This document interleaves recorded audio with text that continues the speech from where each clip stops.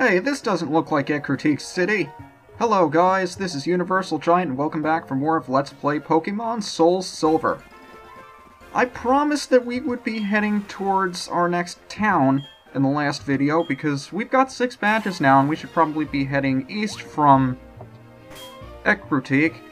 However, there are a couple of areas that I said I'd put off surfing to because they involved fighting trainers that were a little bit more difficult than the ones we would be fighting normally when we first get surfed.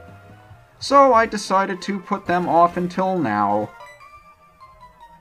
There's a trio of trainers right here if you surf south of Goldenrod City. And these guys are really the main reason why I put them off, because their Pokemon are not low 20s, well, they are low 20s, but they're still stronger than the ones we would have faced later on. So I decided to put them off until now, and I suppose we should go after Staryu first.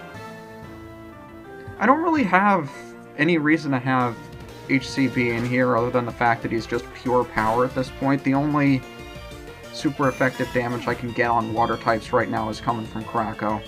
So I just figured I'd put somebody else out here if Staryu's using camouflage. Interesting. That Staryu's actually very smart. Camouflage is one of those situational moves where it changes your type depending on what the terrain is you're fighting on. And normally the Staryus that you fight are in water or something, so it's completely useless. But in this case, Staryu actually used it on the ground, so he can now avoid electric-type moves, which is what I was trying to hit him with before. Very smart. I'm not giving the AI enough credit in this game. I mean, you'd think, with how bad they were in the original games? I mean, I've even seen some really bad AI exploitation, like... There are some... I forget what the mechanics are in the first generation, but I think it was something like the opponent would always use a super effective move, regardless of whether or not it actually did damage. And as you know, stat buffs and debuffs are also of specific Pokemon types. So if you had the correct type matchup, a Pokemon may be doing the same move over and over again because it thinks it's super effective, despite the fact that it doesn't actually do any damage. So you could face a Pokemon that was much stronger than yourself and strategically not let the AI attack you. I'm not even paying attention to the fight, I don't know which one of us is confused. I think Heracross is the one that's confused. In which case, I really hope he doesn't hit himself, because he'd be doing himself a hell of a lot of damage, since confusion damage is based on your physical attack, and he's a beast. But another reason I wanted to put this fight off, besides the fact that these trainers are fairly high level, is that you have to face 3 of them in a row. Well, quote-unquote in a row. You have to face these 2 in a double battle, and the third one's not going to... I forget if the third one actually approaches us immediately after this fight, or if we have to walk down to her. Either way, I'm pretty sure she doesn't block our way once we finish the fights.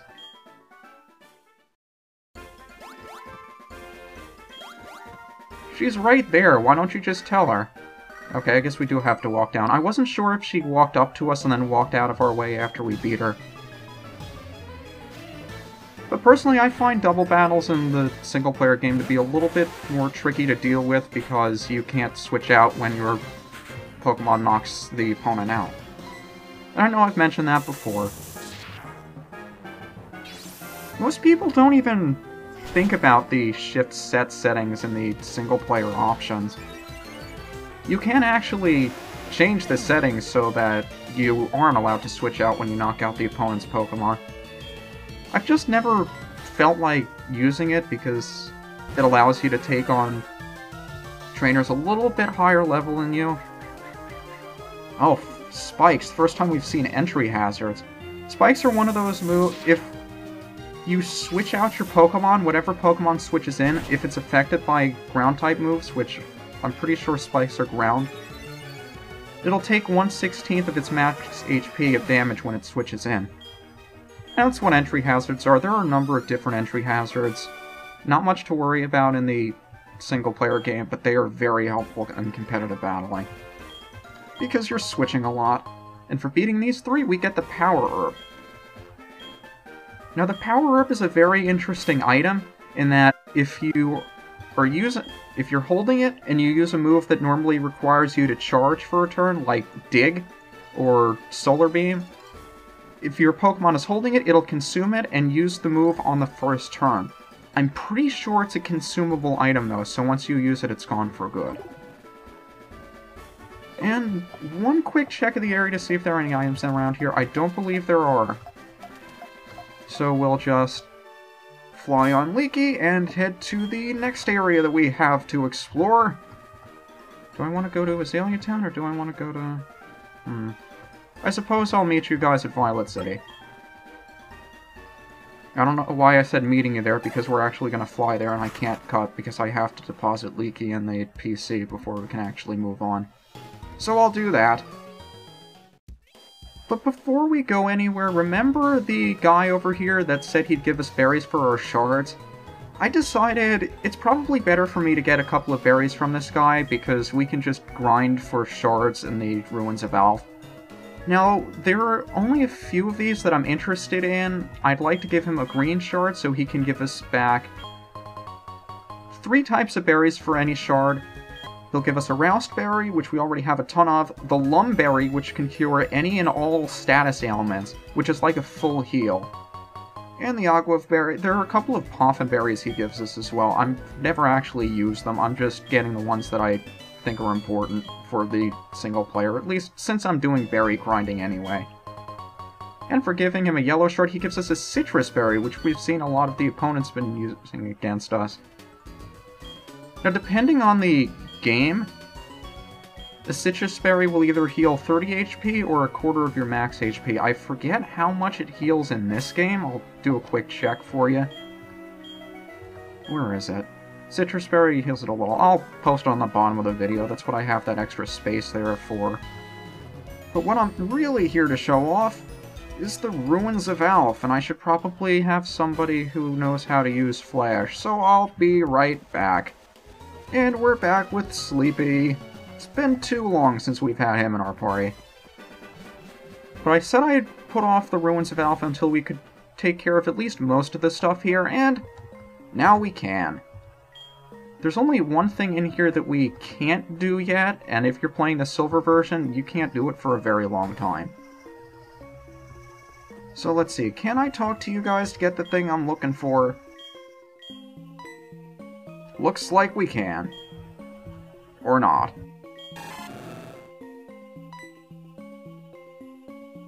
Yes, I saw you suddenly turn around.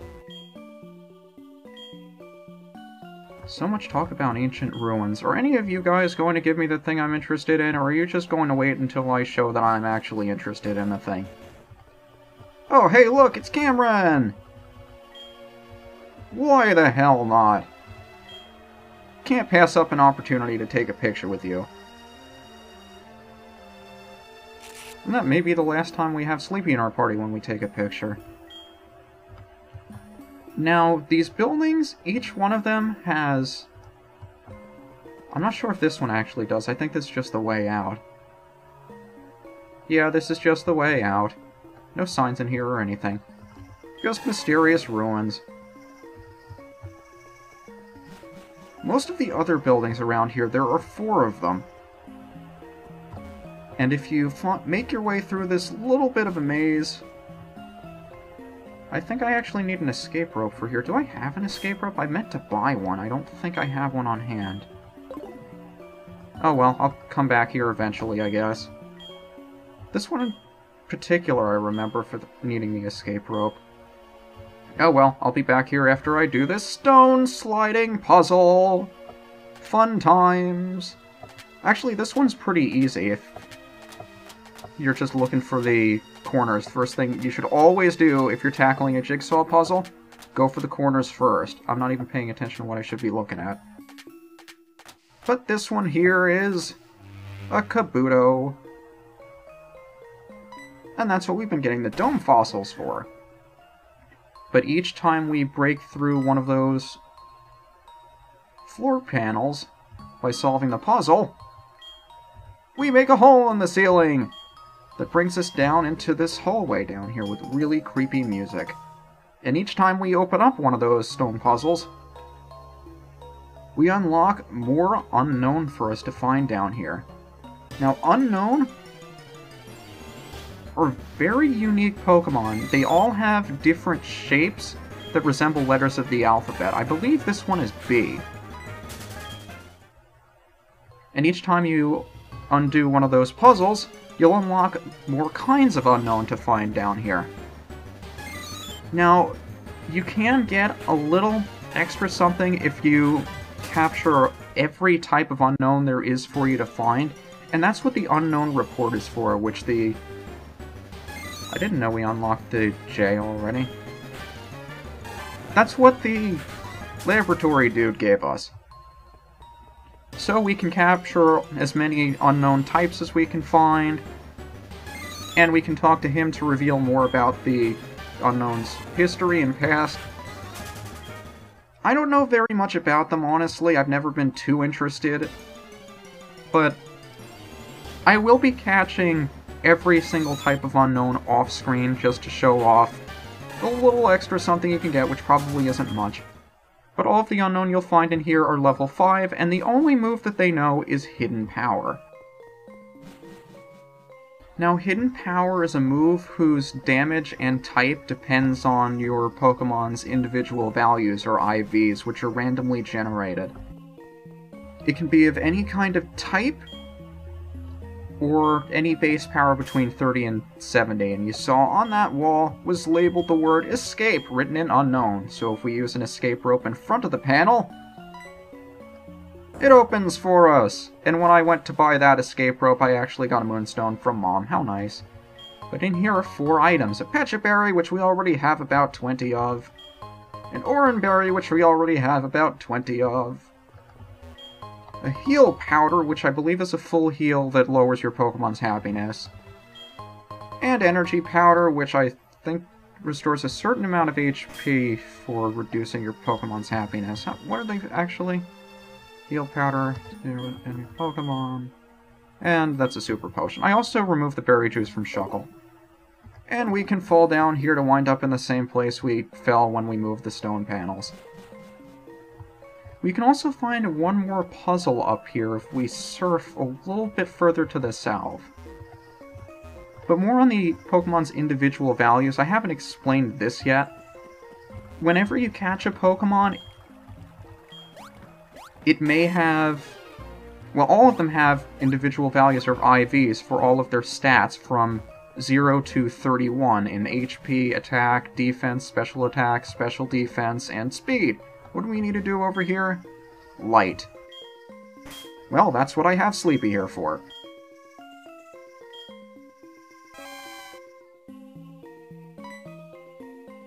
The Pokemon's IVs are randomly generated in each of those 6 statistics.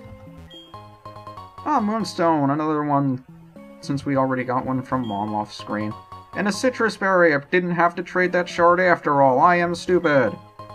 Another Heal Powder, and what is the last one? An Energy Root. I forget what this one is, too. It might heal more. Energy Root, 200 points, so it's a Hyper Potion. But IVs are randomly generated, and they put a cap on what your Pokemon's max statistics can be when you max out its level. Now, generally, IVs aren't that important for single-player games, because you can just level up your Pokemon more to combat the fact that you're not strong enough.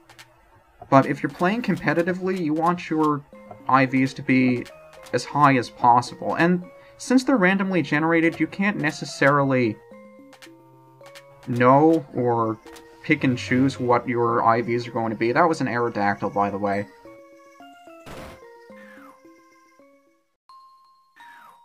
But if you have higher IVs than your opponent and you've maxed out your level, you're going to have the upper hand because they can't raise their statistics up as high as you can.